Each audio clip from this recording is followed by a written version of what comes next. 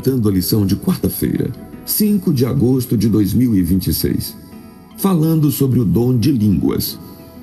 O apóstolo Paulo abordou extensivamente o dom de línguas, principalmente em 1 Coríntios 14, focando no equilíbrio entre o uso espiritual, a edificação da igreja e a necessidade de ordem e entendimento dentro do culto.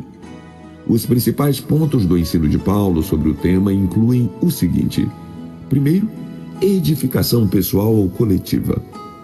Paulo afirma que quem fala em uma língua desconhecida edifica só a si mesmo, mas quem profetiza edifica toda a igreja. Veja 1 Coríntios capítulo 14, versículos 4 e 5.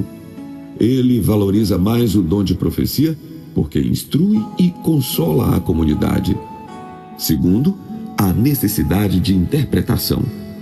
O apóstolo enfatiza que, se alguém falar em línguas publicamente, deve haver interpretação. Veja 1 Coríntios 14, do versículo 13 ao 25.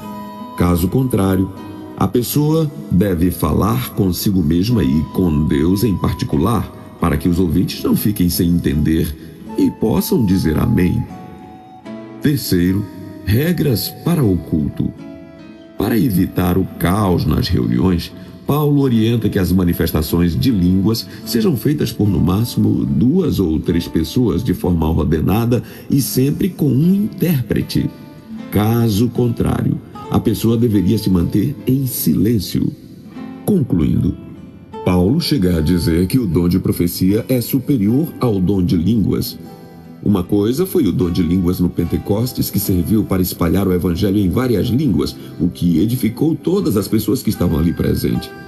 O falar em línguas na igreja de Corinto era, em muitos casos, uma manifestação espiritual, mas só tinha validade se houvesse interpretação da mensagem que estava sendo dita naquela língua espiritual.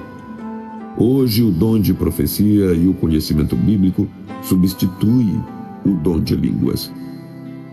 O que o apóstolo Paulo orientou sobre o dom de línguas? Leia os textos a seguir. 1 Coríntios, capítulo 14, versículos 5, 13, 26 e 27. E 1 Coríntios, capítulo 12, versículos 10 e versículo 30. O apóstolo Paulo orientou a igreja sobre o dom de línguas e que só uma pessoa fizesse isso, no máximo 3, e sempre com intérprete para não tumultuar o culto. O dom de línguas, quando interpretado, combina com o conselho bíblico que ajuda a igreja a crescer. Fora disso, era melhor a pessoa do dom ficar quieta. O apóstolo Paulo mostrou que todo dom tem que ajudar a igreja e não somente o portador do dom.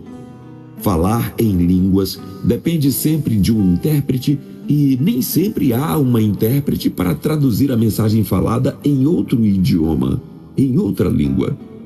Paulo não estava criticando o dom de línguas, mas estava tentando colocar no lugar certo as preferências dos irmãos da igreja de Corinto, que atribuíam ao dom de línguas um valor excessivo e desprezavam as profecias que ajudam muito mais a igreja, preparando-a espiritualmente para o futuro.